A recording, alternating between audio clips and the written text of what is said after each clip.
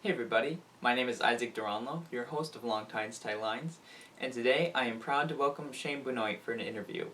Unfortunately, the video footage is a little blurry, but bear with me, because the content is great. The opinions expressed in this interview are not necessarily my opinions or the opinions of Long Tines Tight Lines. We hope you enjoy. Thanks for watching. Hey everybody, I'm here with Shane Benoit today, and he's agreed to answer some questions. What are some pros and cons to tracking deer, and what would you say was the main advantage to tracking deer compared to how some hunters just simply pick a spot to sit? Pros and cons. Well, the pro is of it is that you get to pick the buck that you want to kill. The con is there's a lot of pain in tracking deer. It's gonna be painful because you're gonna test your body in no other way that you can imagine. Sometimes you can track a deer only 15 minutes and get him. Other times it can take you all day. And your ankles and your knees and your face, a lot of it gets twisted around, and whips will slap you in the face. I've had them drive right up my nose. I've had them go in my eyes before. That's the con of it. And when you're tracking a deer, you'll go through all kinds of situations, but you will learn more by tracking a deer on how to deer hunt than you ever would sitting in a tree stand. In your opinion, what is the biggest misconception today's hunters have about what it takes to harvest a mature whitetail? I guess I'm not sure what you mean by that one. Like, a lot of people have a lot of different opinions. Like, some hunters think that if you control your scent really well, then that can get you a buck, or if you sit in a tree stand, that can get you a big buck. What do you think is the biggest one of those that just isn't true?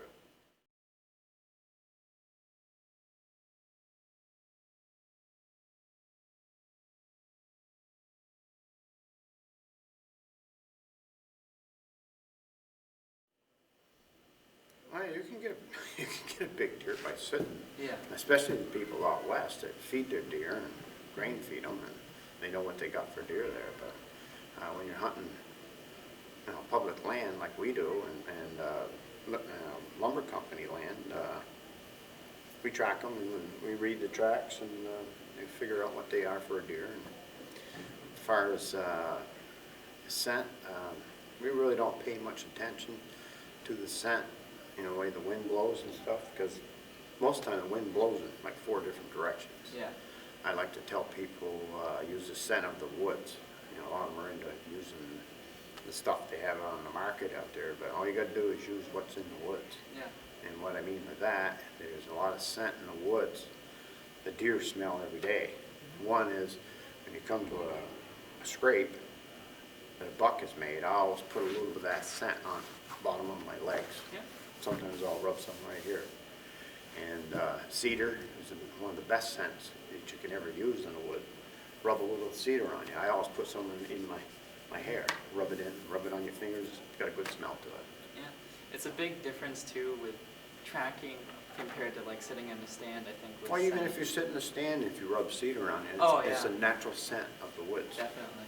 Yeah, most people are going to set a stand up. I assume they're going to set it up where there's a scrape or something. Right? Yeah. I put cedar boughs in my clothes every time. Yeah, there you go. Obviously, snow can be a key factor when it comes to tracking. What do you do when there isn't any snow? Oh, bare ground. You look.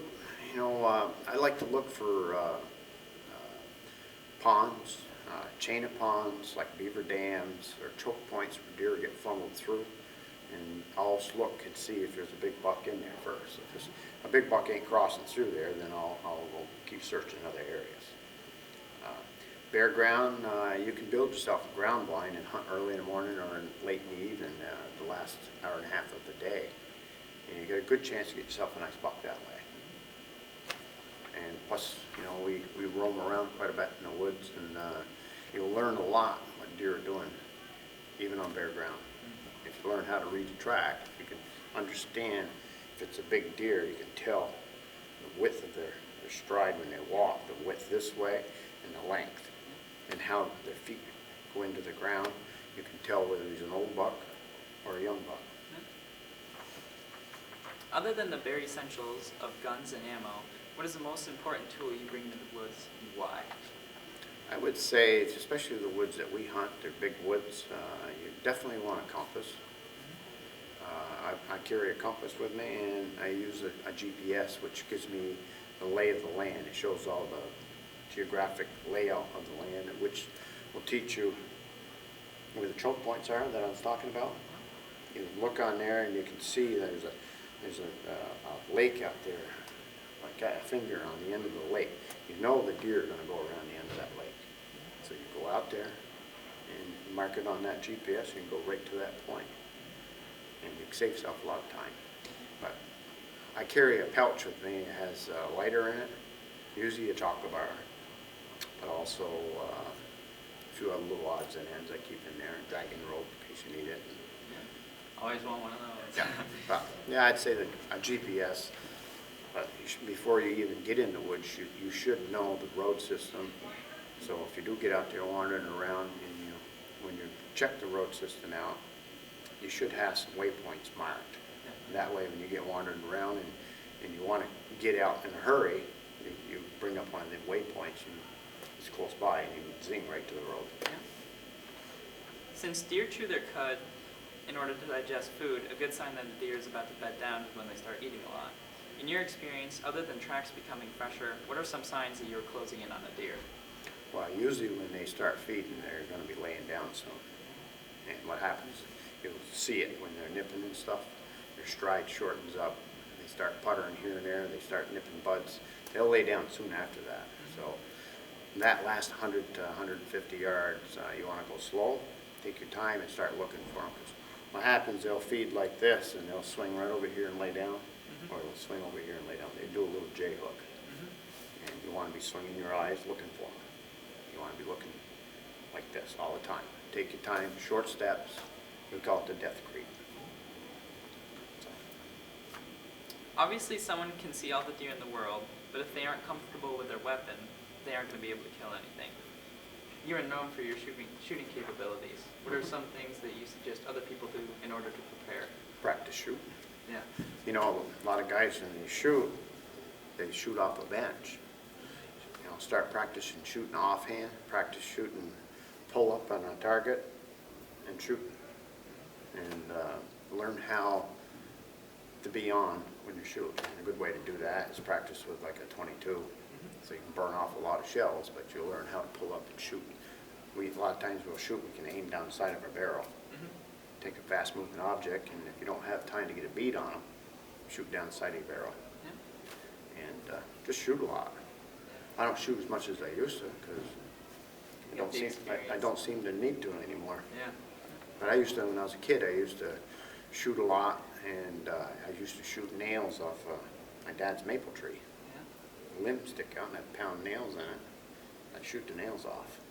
And you practice doing that offhand. Deer calls such as doe bleats, buck grunts, and rattling antlers are all the rage in the modern whitetail industry. While these calls definitely have their place, not all hunters use them and can still be successful. From your experience, have you used calls, and if so, have they been productive? I don't use calls myself. I don't use, I have rattled deer in, but most of the time it's basically just... Catching up to them. Yeah, most of the time I just hunt them. Yeah. Yeah, I don't use any of that fancy stuff out there. Yeah. And finally, over the years, do you have a most memorable hunting experience? Oh God, I got a lot of them. Yeah. No, I really can't say because I've had a lot of. I've had a lot of memorable hunts. Each and one of them is a little different than the other. Got a lot of hunts that I hunted with my dad, where we shot 3 bucks together one year, and it's stuff like that. If you point to a certain head that I've shot, and I can tell you what every situation it was into that. And it's just like the professional golfer Jack Nicklaus could always remember what putt he had, and and what major term he was in, and what it did, and when it broke one way or another. It's just like with deer hunting. On each buck that you shoot, it's a memorable hunt. Each one was a little different. That's the great thing about hunting. You get to amass all those Oh, got a lot of memories, you know, and you know, they're all great. Yeah.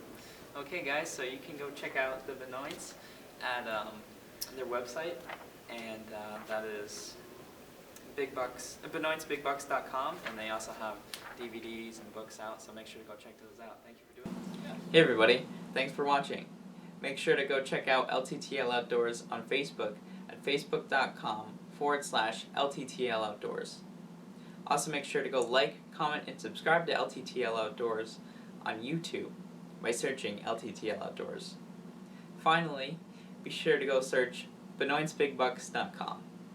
Thank you very much. And until next time, long tines, tight lines.